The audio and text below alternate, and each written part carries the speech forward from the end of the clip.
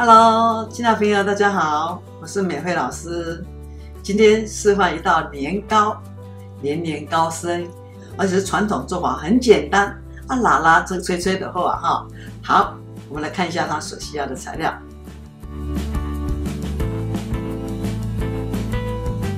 OK， 现在材料知道了啊，那我们就开始来操作了。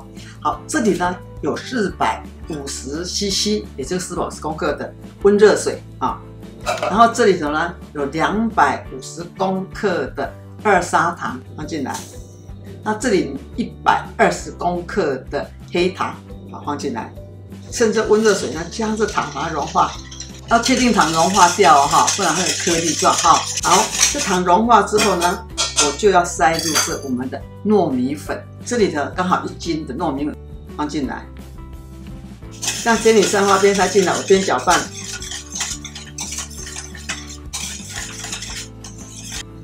好，全部塞进来，继续搅拌均匀。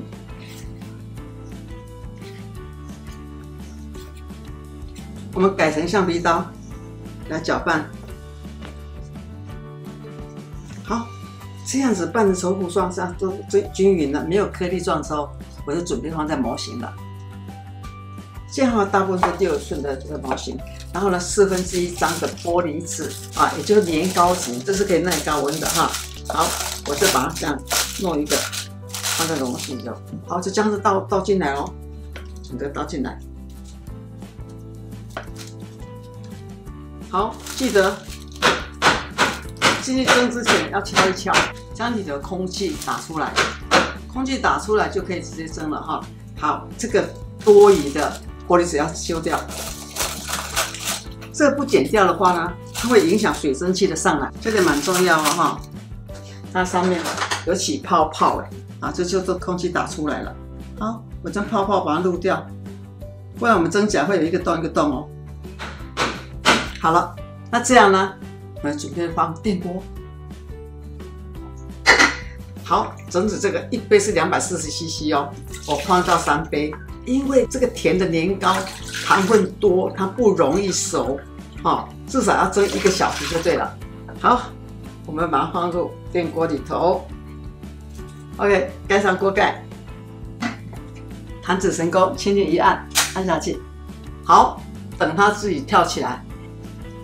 好的，这个都还在冒蒸汽哈，整整1个小时哦，要蒸这么久哈，它已经跳了，把它掀开。哇，看到这年糕，就真的感觉。粘的脚步近了，哇！我们捞出来，方便简单的年糕哈，年年高升。我们要等它放凉之后呢，才好脱模。